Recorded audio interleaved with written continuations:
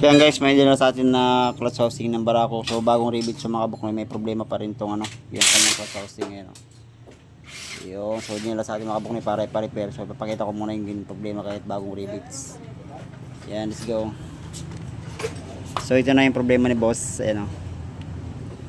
Ayan o. Napapansin yung mga busing ngayon o. Kalog yung kanyang clutch housing, yung may gear nya. So ito bagong ribet lang to. Ayan o. Saka grinder din dito sa bandang sa may bandang plate.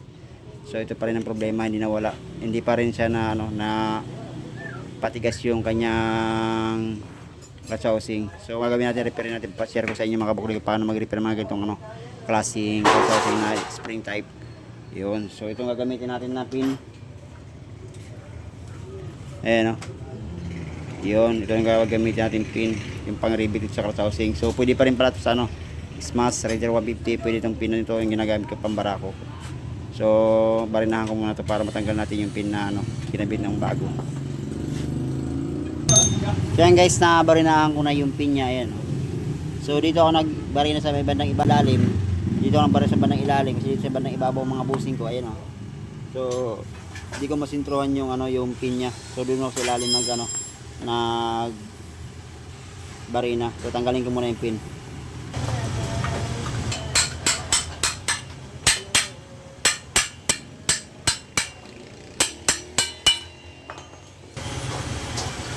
Yan guys, ito na yung yung problema pag maluwag yung kanyang clutch housing. Ayan o. So kinakain na yung corona nya. Ayan o. Yeah, so ganito yung nangyayari pag maluwag yung clutch housing. So ang gagawin natin dyan, ma-repair natin mga kabuknoy. So ang gagawin natin dyan, pakita ko sa inyo kung paano ko ginagawa yung spring para sumikip.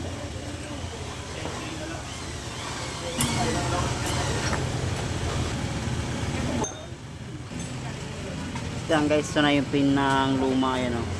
So ang gagawin natin mga kabuknoy para sumikip, itong spring na to, ayan, napapansin yung spring mga kabuknoy. So ang gagawin natin dyan, babanatin lang natin para maunat natin. So ang ginawa pala nung unang gumawa, hindi pala binanat o hindi inunat yung spring, kaya nung rinibit niya, ganun pa rin, kalog pa rin. So yun.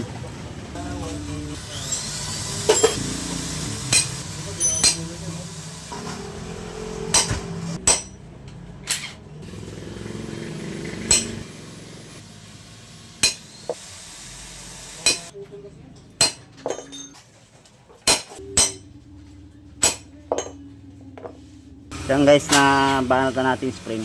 Papak natin sa kanyang clutch housing.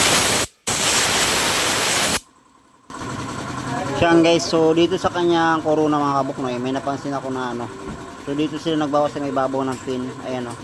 So balak nila, binawasan nila para maipit yung spring at saka yung plate at saka itong corona. So ganun pa rin mga kabuknoy, wala pa rin nangyari. So ganun pa rin nangyari sa kanyang rivet.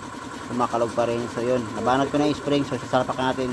So check natin mamaya hanggat wala pang rivet. Check natin kalugin kung may kalog pa. Let's go.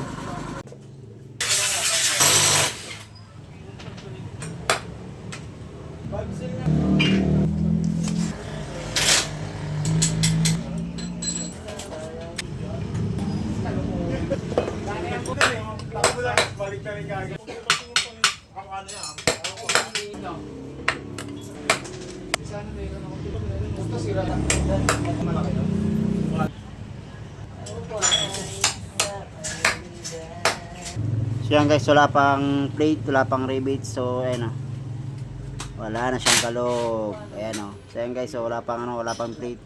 So di na siya makalog. Ayan o. So rivet muna natin.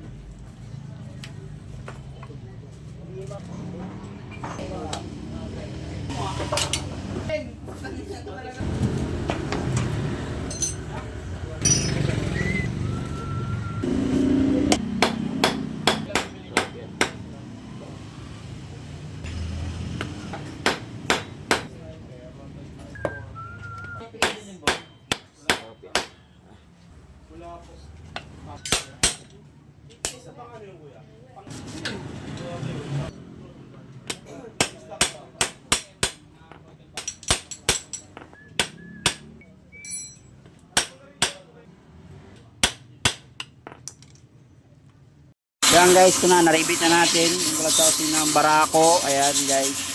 So ayan. Ayan.